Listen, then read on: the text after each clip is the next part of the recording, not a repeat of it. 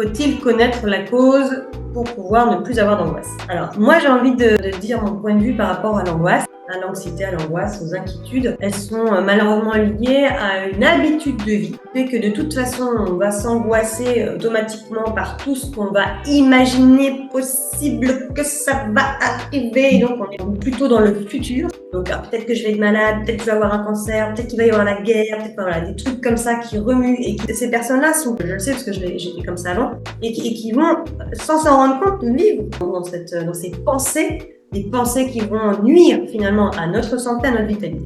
De connaître la cause, je vois pas trop l'intérêt, mais de comprendre que c'est un automatisme lié à notre organisme aussi.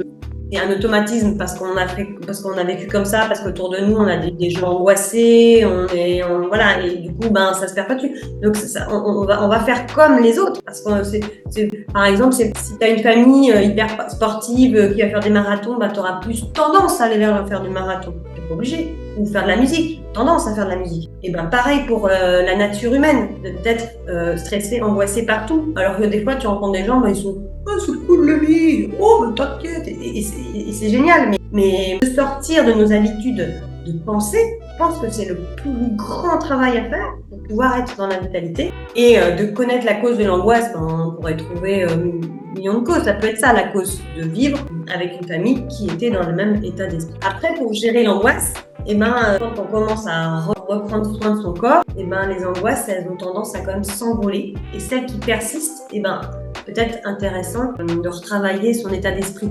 Là, j'ai des outils là-dessus pour pouvoir débloquer toutes ces croyances limitantes, toutes ces croyances limitantes qui empêchent de se sentir bien au quotidien et de lâcher ses angoisses. Parce que de toute façon, on se fait du mal avec soi-même avec des angoisses.